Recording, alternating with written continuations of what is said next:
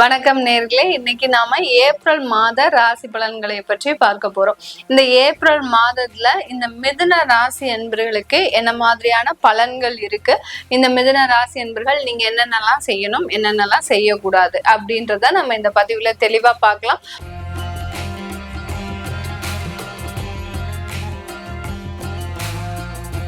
முதல்ல மிதுன ராசி என்பர்களுக்கு இந்த மாதத்துல கிரக அடைவுகள் என்னன்னு தெரிஞ்சுக்கணும் இல்லையா?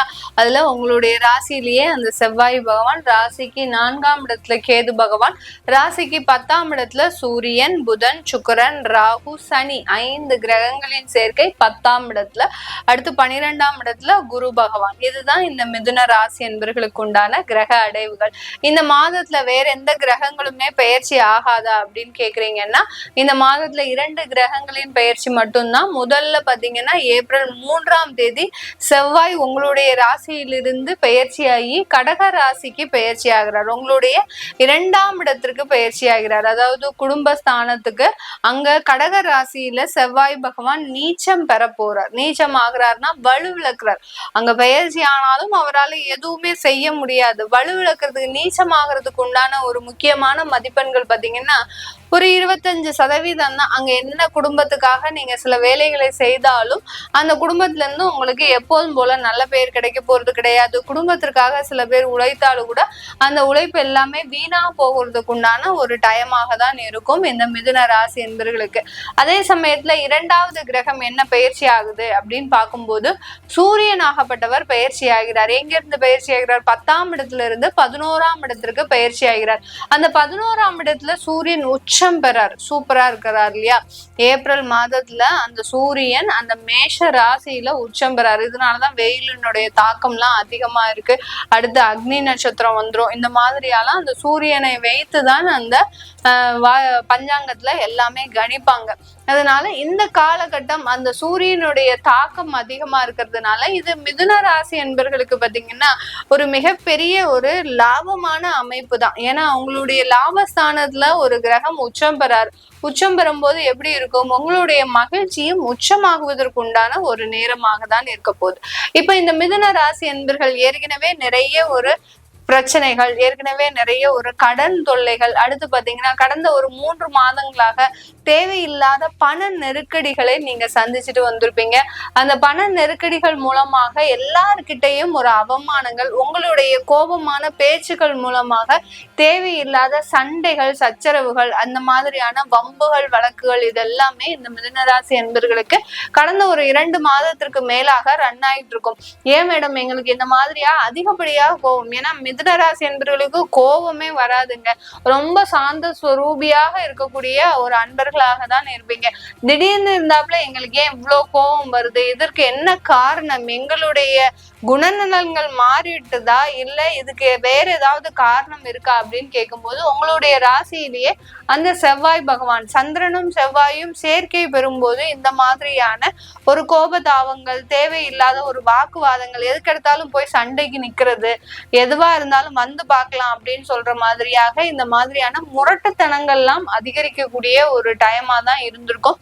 இது எல்லாமே இந்த மாதத்துல இருந்து உங்களுக்கு விலக போகுது. உங்களுடைய கோபங்கள்லாம் காணாம போகக்கூடிய ஒரு தருணம்.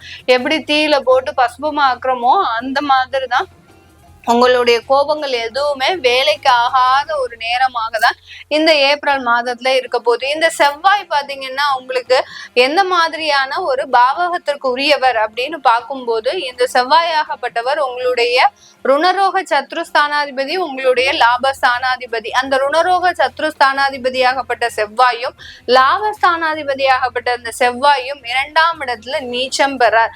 அதனால கடன் வாங்கி இருக்கிறீங்க, கடனை அடைக்கணும்னு எவ்வளவோ நீங்க பிரயத்தனம் பண்ணிட்டு இருக்கிறீங்க.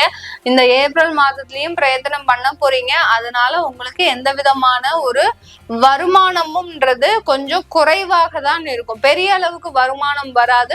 அந்த கடனை அடைக்கக்கூடிய அளவிற்கு உங்களுக்கு அந்த வருமானம்ன்றது இந்த காலகட்டத்துல பெருசா இருக்காது இந்த மிதுன ராசி என்பவர்களுக்கு. அப்ப நம்ம கடன் கொடுக்க வேண்டியவங்களுக்கு என்ன மேடம் சொல்றது, நீங்க பதில் சொல்றீங்களா, நாங்க தான் பதில் சொல்லணும் அப்படின்னு கேக்குறவங்க நிறைய பேர் இருக்கிறாங்க.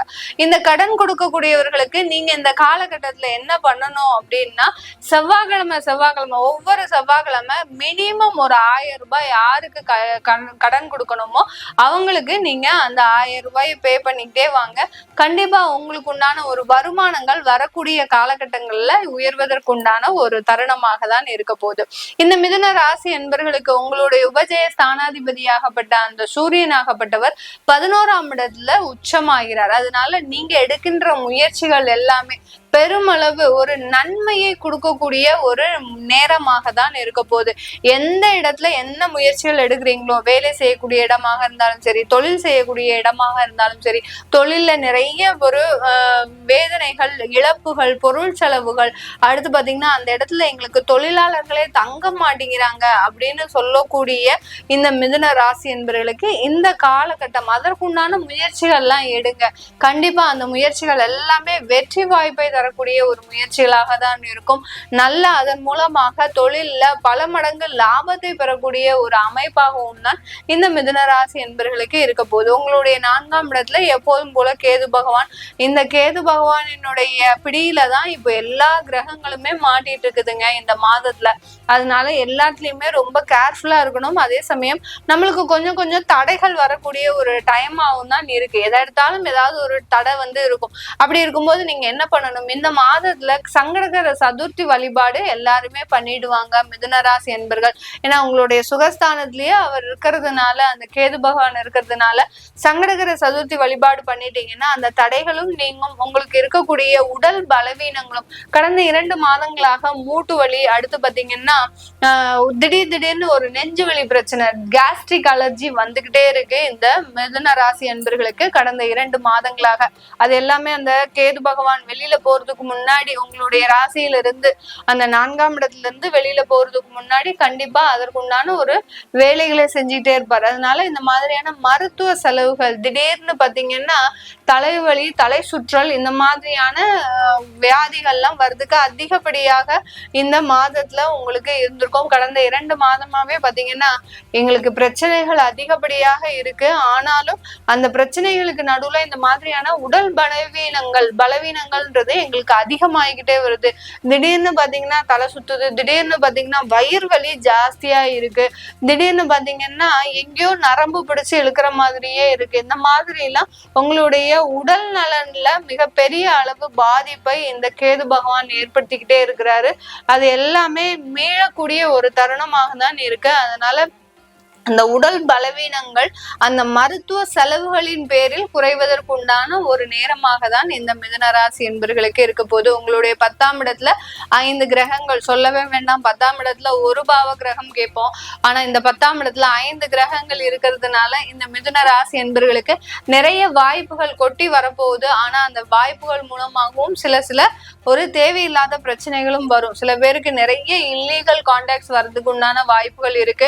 அடுத்து பாத்தீங்கன்னா பெரிய பெரிய மீடியா துறையில இருக்கிறவங்களுக்கு, அடுத்து அரசியல்ல இருக்கிறவங்களுக்கு இந்த காலகட்டம் மிகப்பெரிய நெருக்கடிகளை கொடுக்கறதுக்கும் உண்டான ஒரு டைமா இருக்கும்.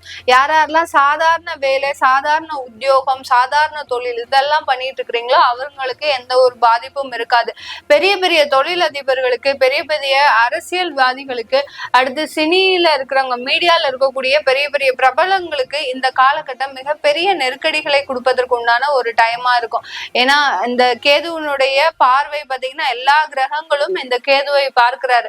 இந்த 7ஆம் இடத்துல இருந்து அந்த மீன ராசியில இருந்து கன்னி ராசியில இருக்கக்கூடிய அந்த கேதுவை இந்த 5 கிரகங்களும் பார்க்குது. செவ்வாயாகப்பட்டவர் பார்க்கிறார், அடுத்து குருவாகப்பட்டவர் பார்க்கிறார். இந்த மாதிரியாக எல்லா கிரகங்களும் கேதுவை பார்க்கறதுனால இந்த ஏப்ரல் மாதத்துல பெரிய பெரிய அரசியல்வாதிகள், தொழிலதிபர்கள், பிரபலங்களுக்கு மிகப்பெரிய நெருக்கடிகளை கொடுப்பதற்கு உண்டான ஒரு மாதமாக தான் இருக்கும். தேவையில்லாம ஏதாவது ஒரு பிரச்சனையில போய் மாட்டிப்பீங்க. அந்த பிரச்சனையில இருந்து விடுபடக்கூடிய ஒரு சிச்சுவேஷன் தான். பட் அது ஒரு 3 மாசத்துக்கு உங்களுக்கு மிகப்பெரிய ஒரு அவமானத்தை, அசிங்கத்தை கொடுக்கக்கூடிய ஒரு தருணமாக தான் இருக்கும் இந்த மிதுன ராசி என்பர்களுக்கு. 12ஆம் இடத்துல குரு பகவான் பரிவர்த்தனை ஆகி இருக்கிறதுனால வெளிநாட்டு யோகங்கள், வெளிநாட்டுல உங்களுக்கு அங்க ஒரு மிகப்பெரிய ஒரு தொழில் அமைப்புகளை ஏற்படுத்தி கொடுப்பதற்குண்டான அமைப்புகள் எல்லாமே இந்த காலகட்டம் சிறப்பாக இருக்கு.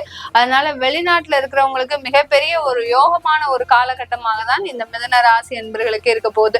இது எல்லாமே நம்ம கோச்சார நிலவரப்படி பலன்களை சொல்லிட்டு வந்துட்டு இருக்கிறோம். உங்களுடைய தசாபுத்தி சுயஜாதக பலன்களை பார்க்கணும் விருப்பப்படுறவங்க கீழே இருக்கிற நம்பருக்கு வாட்ஸ்அப்ல அப்பாயின்மெண்ட் வாங்கிக்கிட்டு நீங்க என்கிட்ட கன்சல்ட் பண்ணிக்கலாம்.